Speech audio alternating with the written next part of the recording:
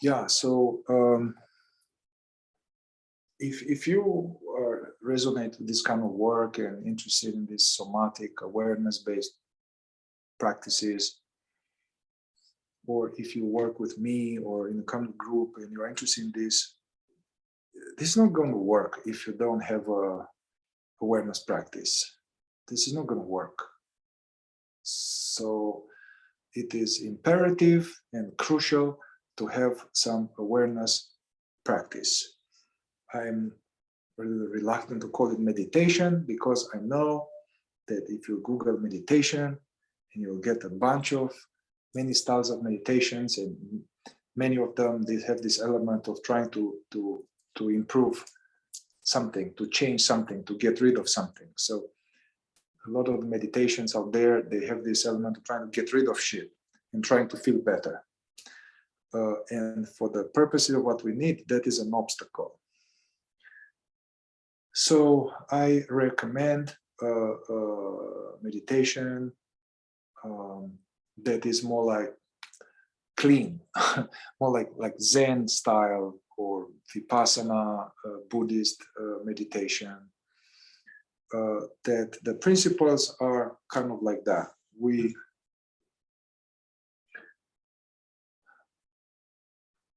First of all, when we start, for many of us, our mind is full of stuff. It's a lot of static. So it's hard to meditate because our mind goes in the past to future, images, commentary, subtitles. So that's our natural state. So it is useful to slow this down, to quiet the mind gradually. And so that's why it's helpful. I'm going to talk a little bit and then we're going to do it. Yeah.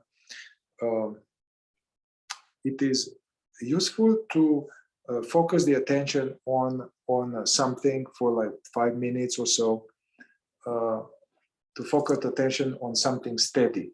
This is like an anchor. Because usually we don't have attention. Our attention is all the time going.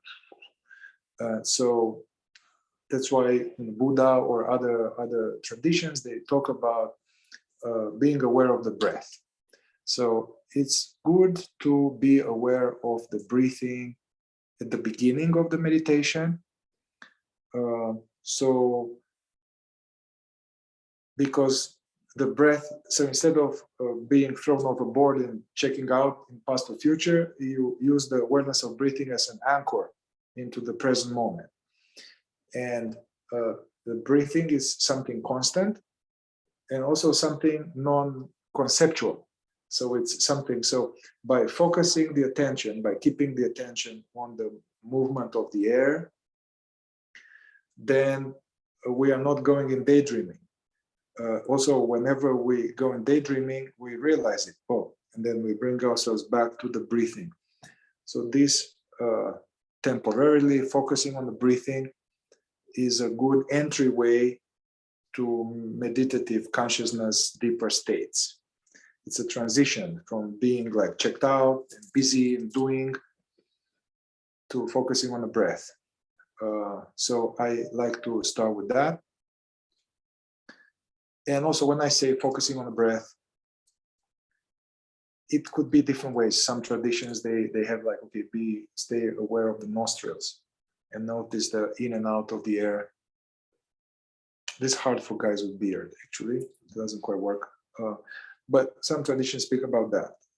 Other way, you can say, okay, notice the breathing and let it go all the way into the belly and noticing the rise and fall of the belly. You know, if you guys know Thich Nhat Hanh, great Zen master, a lot of mindfulness books and practices. So to being aware of the breath, what does it mean? It means like you can notice the rise and fall of the belly. You can notice the felt sense of the air. You can notice the different movements of the diaphragm as we breathe. The felt sense of the air coming and going. So that's, I like to start with that.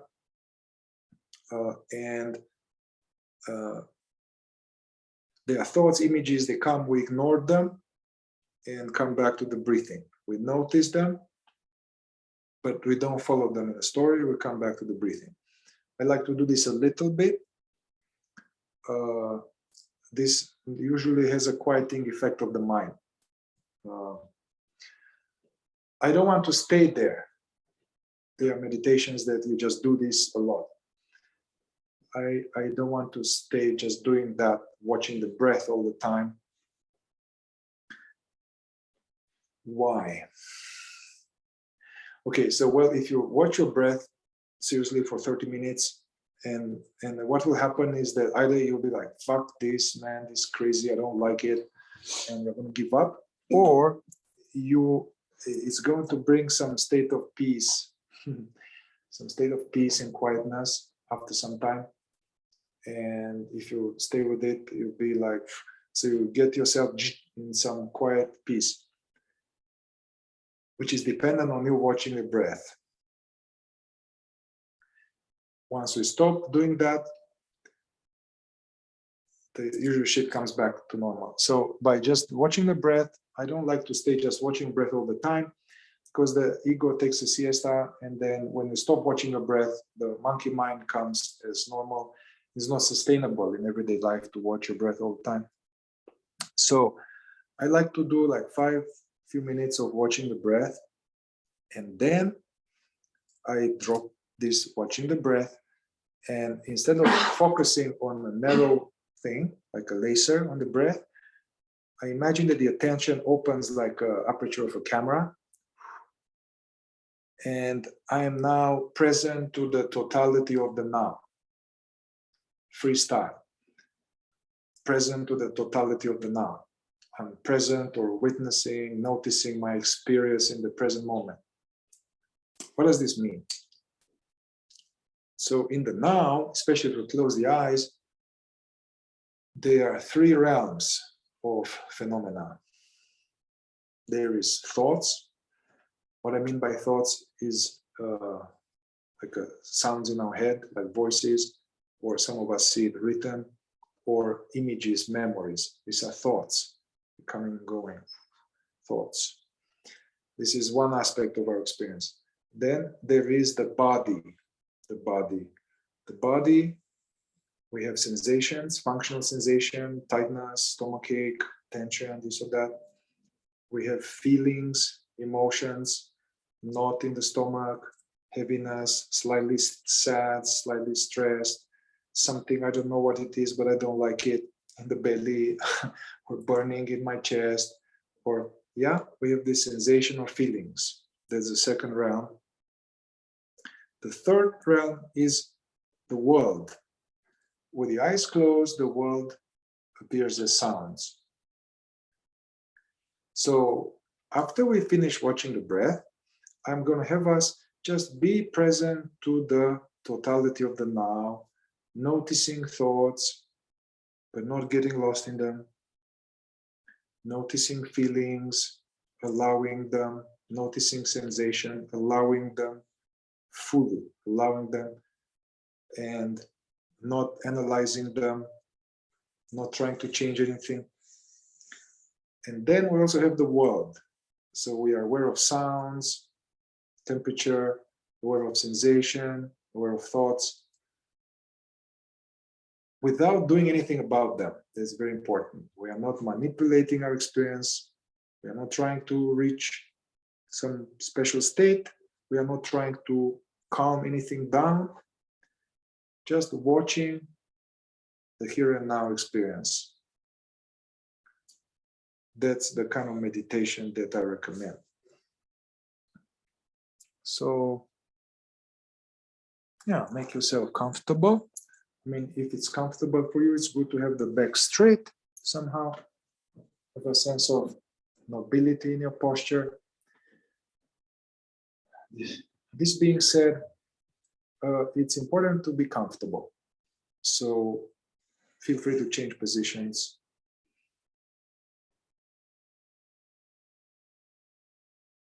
Also, I use the bell from time to time. You can use the bell as a reminder because one of the main obstacles to meditation at the beginning is that we are checking out. So when you hear the bell, kind of as a reminder to be here and now, come back to the present moment, witness. Yeah. So the bell is a silent reminder. All right, so now let's take a few deep breaths. All the way into the belly. Letting go of the day.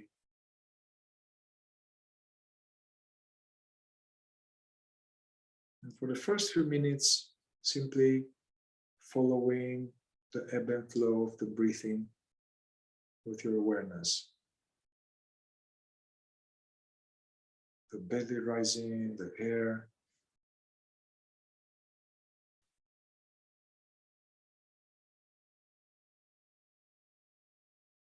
That's the object of concentration.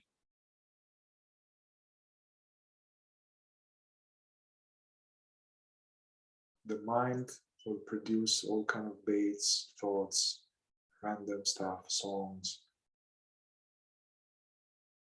We notice, but not go along with them. Coming back to awareness of breathing.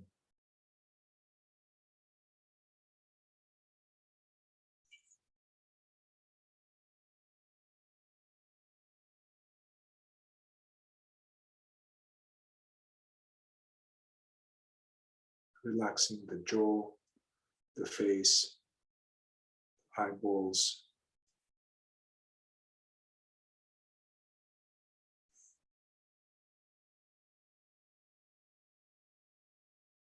Whenever you catch yourself, you've been hijacked in some storyline, somewhere else.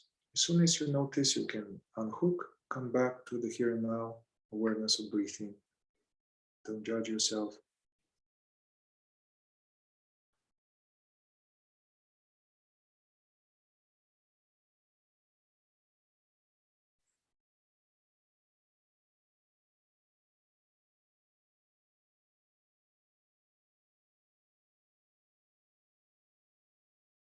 Allowing the breath to be deep yet natural, not a forced breathing.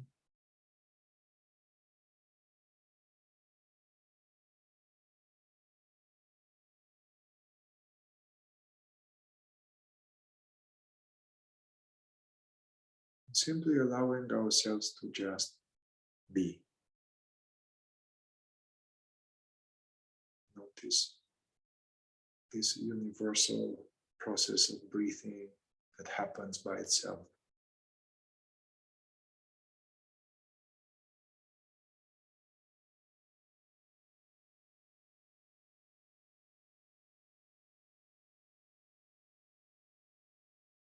For some of us, we have lots of thoughts. That's okay, it's natural. Witness, come back, just come back to the breathing over and over. Nothing to analyze, nothing to figure out.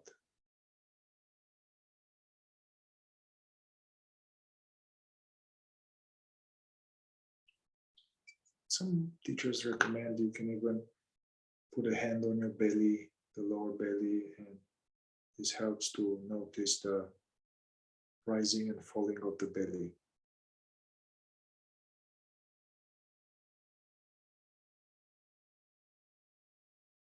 No past, no future.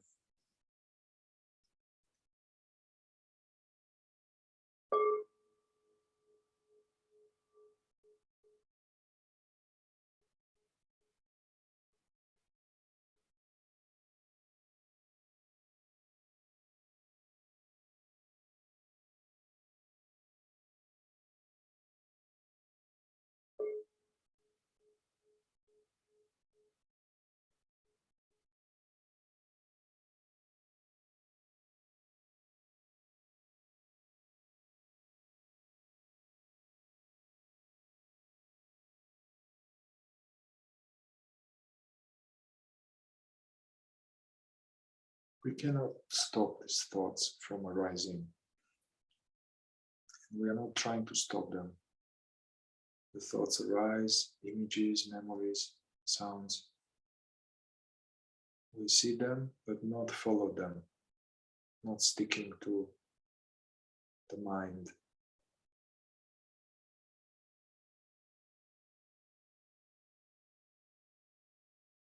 Treating these thoughts as if they are trains or cars coming for a station. Let's use the train metaphor. There are trains coming in and out of a station. And you are the station. We don't hop on. Witnessing thoughts. Coming back to breathing awareness now.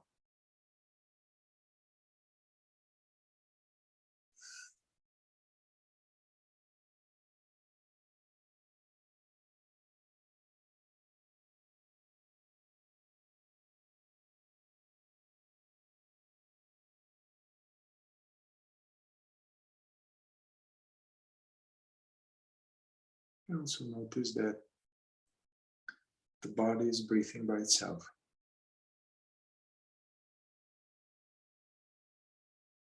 So it's not that I am breathing, it's more like the body is breathing. I am aware of it. I, referring to that which is aware right now, is aware of the body breathing, aware of thoughts.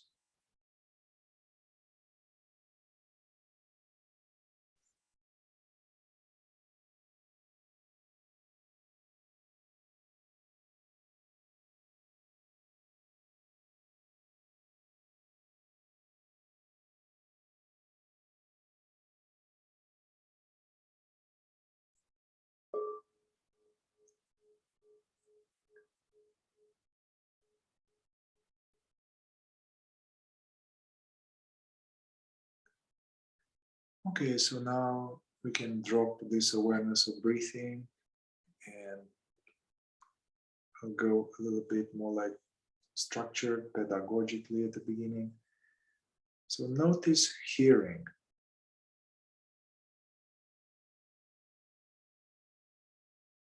Notice any sounds in the present, in the room, outside.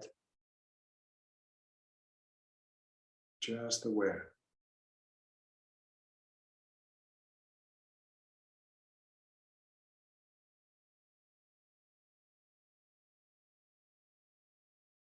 Without analyzing, interpreting.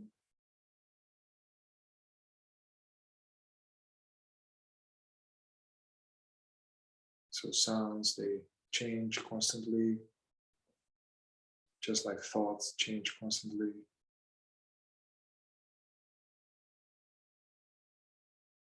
And something is aware of sounds.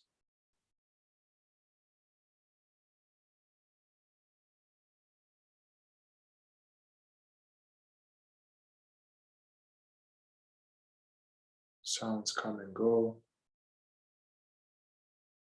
but this, which is aware of the sounds, doesn't go.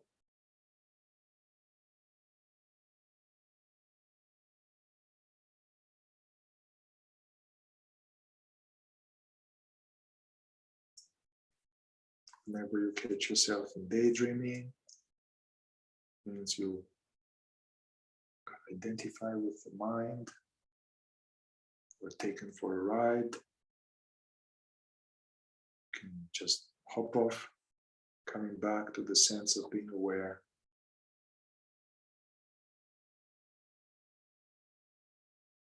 Hearing.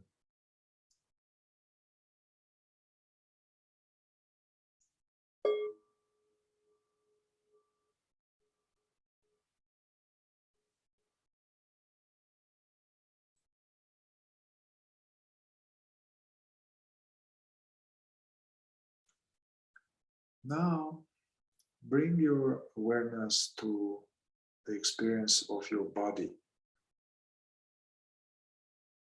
the body not as a concept or the body as an image in the mirror, but our actual experience with the eyes closed.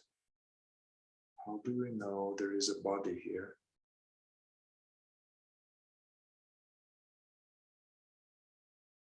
There are a bunch of sensations, energies, neutral or pleasant or unpleasant.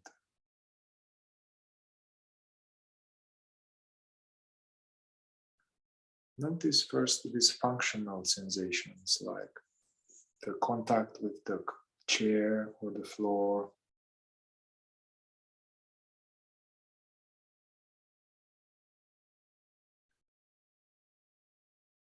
the contact with the floor, the seat bones area, the back.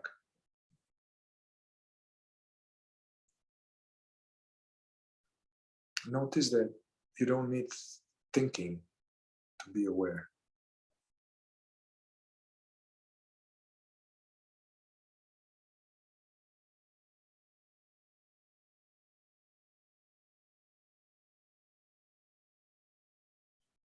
Yeah, so now just scanning your inner body and noticing and fully allowing whatever energies, sensations, knots, agitation, heat, whatever. Any sensation, notice, fully allow them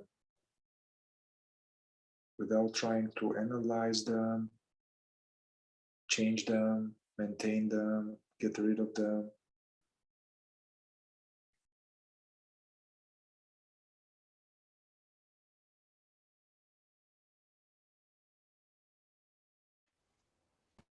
And don't check out strong tendencies to check out in the head, to escape feeling the body.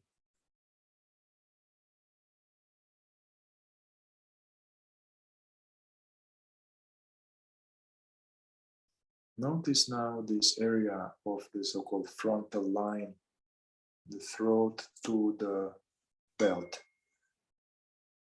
not the throat, the chest, the solar plexus, the gut.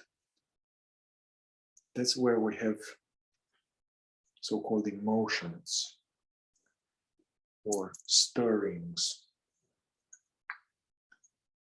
Yeah, notice this area and welcome fully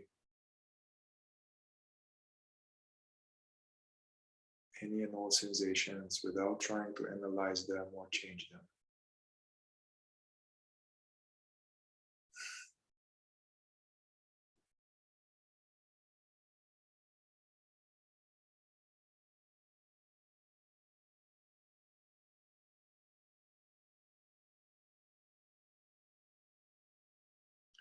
Some attitude of benevolent indifference towards these sensations or energies.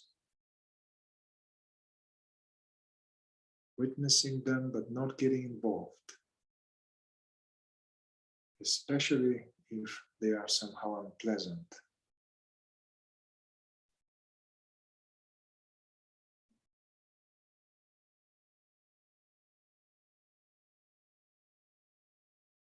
Allowing everything to be as it is. Just noticing.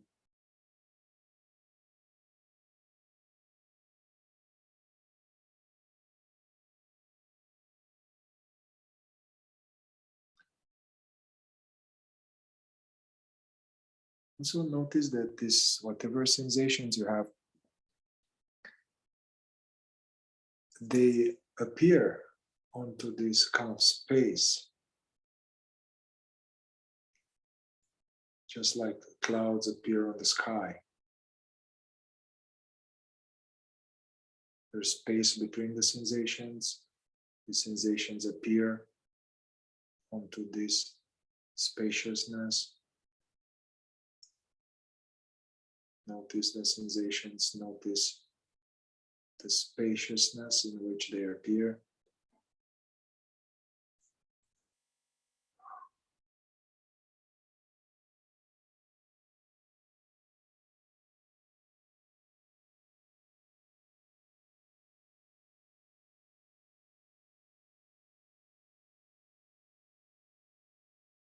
Now, for some of us, this brings some sense of calming or soothing.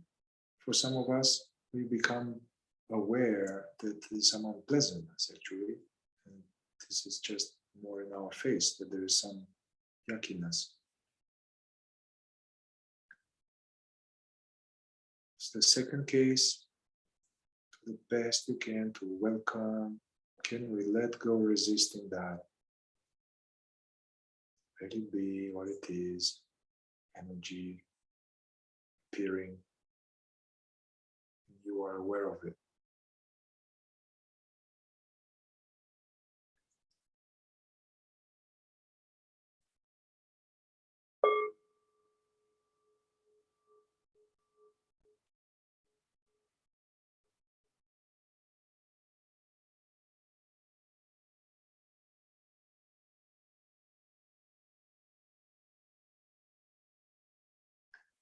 Okay, so I took you guys like sector by sector, like the thoughts first, sounds, sensations.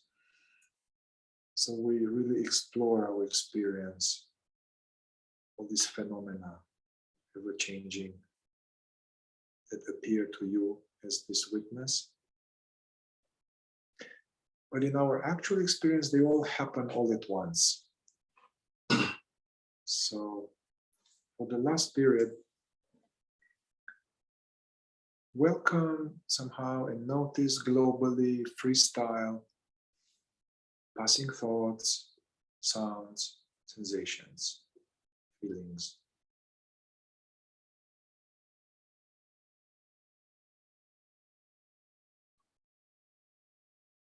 Without focusing into one part of the body,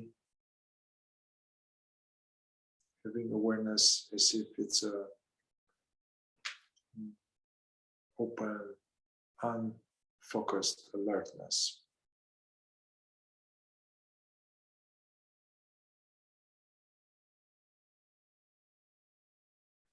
Now feel free to change positions if it's uncomfortable.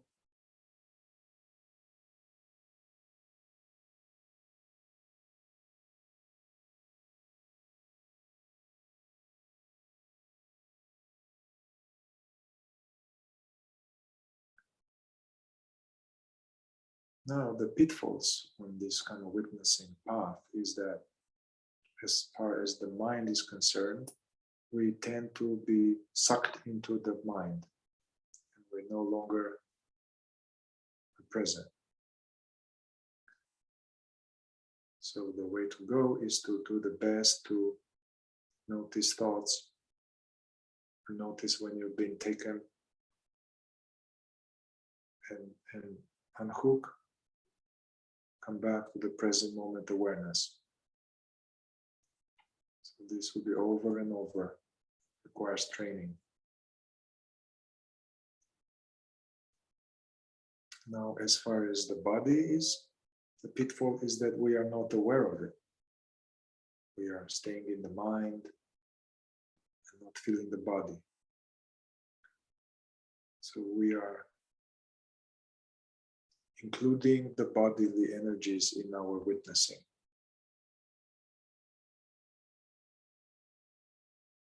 Another pitfall with the body is that there's something that we resist, something unpleasant, we don't want it, we resist it, we focus into it, want to get rid of it. This only makes it worse.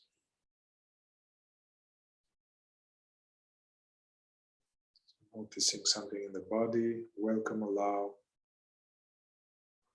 Can we welcome it completely?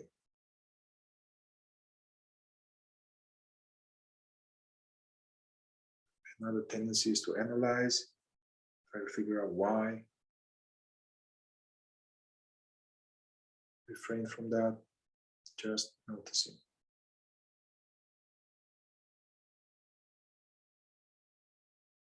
Another pitfall is that we are not aware of the world. We are focused on one realm.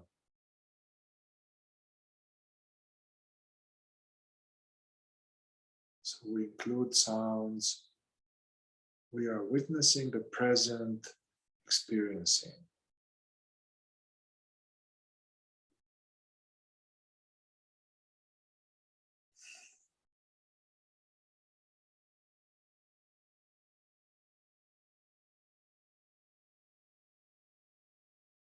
So Buddha used to teach this, and he would say this: what is important to verify.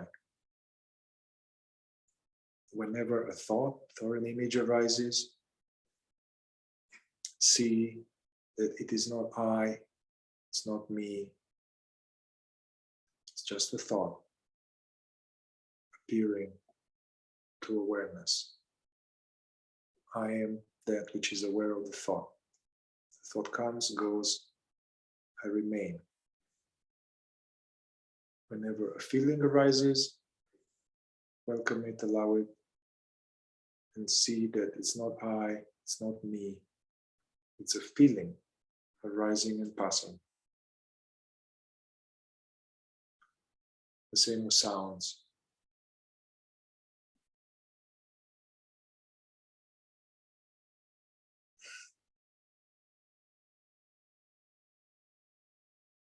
This leads us obviously to that there's something else here besides this ephemeral phenomena.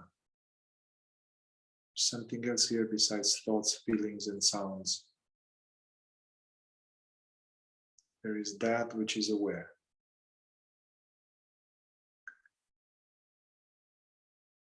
We can't pinpoint it. Doesn't have a shape, doesn't have a color. It's not somewhere in the body. So it's invisible. However, it's that, whatever it is, which is hearing these words right now and is aware of belly or images.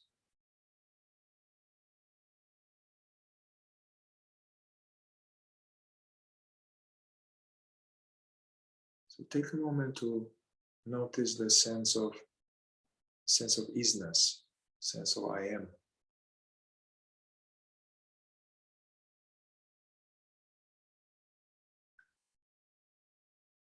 Sensing our own awakefulness, our own presence.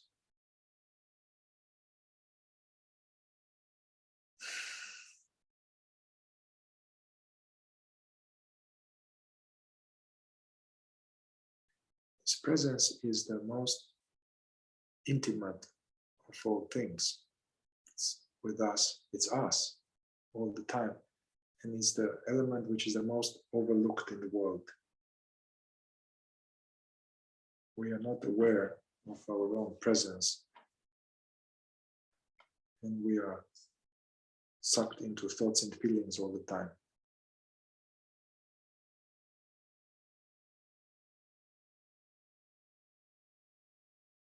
So a big part of this meditation in this way, as Buddha taught it or the masters, through this witnessing of the phenomena, it creates this unsticking of awareness from the phenomena.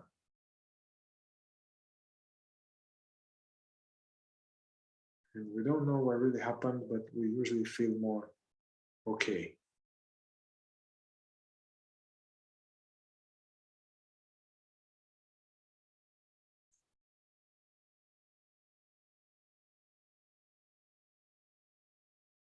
So for the last couple of minutes, do nothing. Just being present to all of this stuff and being present to the sense of being.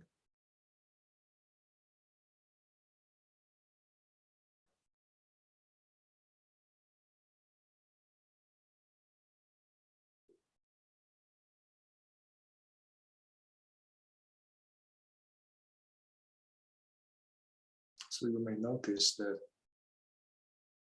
the thoughts are not continuous. There's space between thoughts.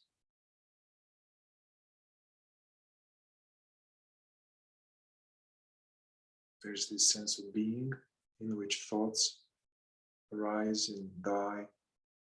This being remains.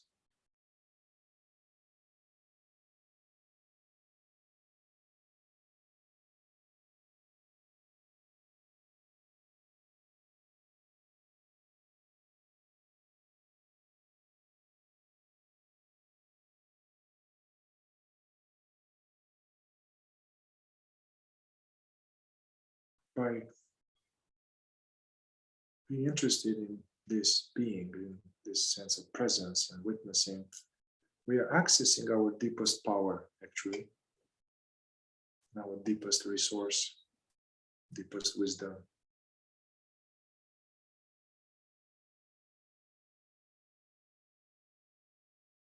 Can have a soothing element, a soothing quality in our nervous system.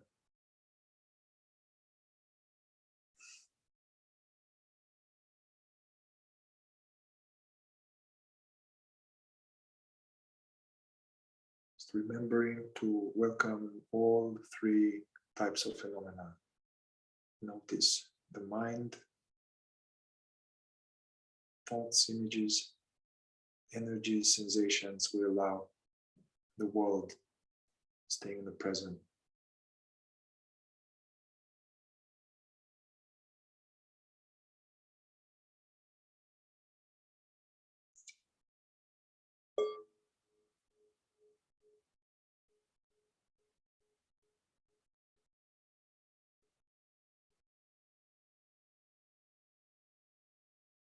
We can gradually allow this presence that we are to open the eyelids to just a little bit.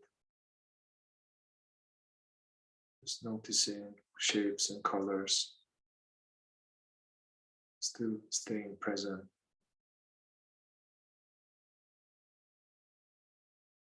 And gradually open them more. What happens now is that, like in a mixing board, we open a new channel of perceptions, like seeing.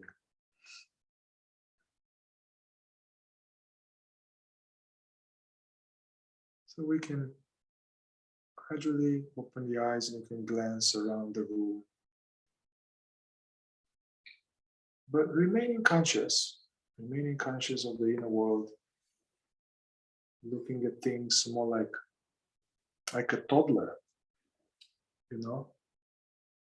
The toddlers, they don't have lots of thinking yet, so they are just in a natural state of being present.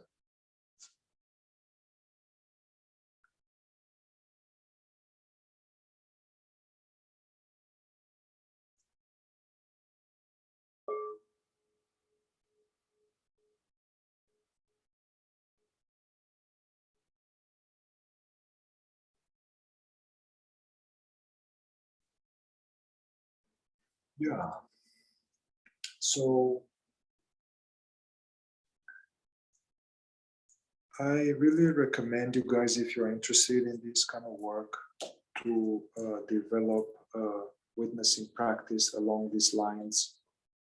We're not trying to get rid of stuff, trying to make anything happen. 15 minutes to a minimum, 15 minutes, 20 minutes, half an hour, a few times a week, ideally every day.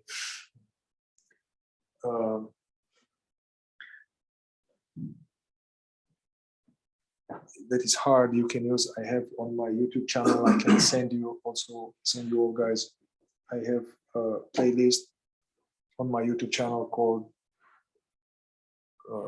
Witnessing Presence Guided Meditation, where I have, I don't know, 60, 70 guided meditations that are variations on what we have done. So this may help you to get the pointers right and develop your own foundation. But ultimately, it's good to do it without me. But it helps at the beginning. So I really encourage you to do that. This has a lot of positive effects and prepares you to, it's a prerequisite for processing of our pain body, and it's a prerequisite. Also, I recommend, meditation is good, especially if you have some time. Ideally, if you have it in the morning, then you'll, rather than hitting the ground running and going into to-do and stress, to have just a few minutes along these lines. You can have coffee first, whatever, like the coffee, and then yeah, it's very helpful. However, this has limitations in a way that it can become compartmentalized. We are having our meditation practice, and then I'm off the couch and I'm like a Energizer Bunny. So as we go deeper into this work, it's important to make this meditation or witnessing more portable, not just for the cushion, to bring it in everyday life. Some exercise that I recommend, which is from the fourth way tradition, Gurdjieff Uspensky. There was some, anyway, so they were recommending to work with the like one, they call one obstacle to awakening or to any deeper work. One major obstacle we all struggle with is this phenomena of unconscious thinking and this phenomena of being checked out and lost in daydreaming. So the exercise is to observe what's happening, when you're pooping or peeing or in the shower or driving or working, to notice yourself that you are in daydreaming, to just come back to the present moment. You don't need to go meditation, but come back to the present moment, be aware of seeing, hearing, being aware, coming back to here and now, and just being aware, present. Yeah, that's a powerful exercise. The more you do it, the more you realize that, oh my God, what's going on? It's crazy. I have all the time, I'm checked out. Don't worry about that. You are becoming aware of what's been there all along, and everybody is like that. So now, the problem is not that we have thoughts. The idea is not to have thoughts. Yeah, the thoughts are actually a superior function in the animal realm. I mean, I'm not putting some man-centric thing, but the brain, the human brain, is the most sophisticated nervous system on the planet, and has this ability of thinking, which other animals don't have. However, it's problematic. As you guys know, the thinking can be a tool, or can be like it fucks us over. So with the thinking, you can become worse than an animal. I mean, it's not fair. Animals are great. We become like, yeah. So it's not about not to have, what's happening in Ukraine, what's happening everywhere. The history of humanity is that thing of we have thinking and with the pain body. So the idea is not to have thoughts. That's not possible. The idea is that in the current state, we have excessive thinking, and it's our pain body hijacking the thinking, and all the time, fear, desire, sense of lack, all of this, the mind is hijacked by the ego, basically. And in this state, there's not much we can do. So yeah, the exercise is to, in everyday life, try to catch yourself in unnecessary thinking, in this stuff. And drop it, come back to being present. So yeah, you need to plan something, you have a project, that's okay, that's fine. You need to plan some vacation, that's fine. Yeah, it's not about that. It's this unceasing commentary, past, future, we are never where we are. So try to play with that and bring yourself back to the present moment. Yeah, that's a good exercise.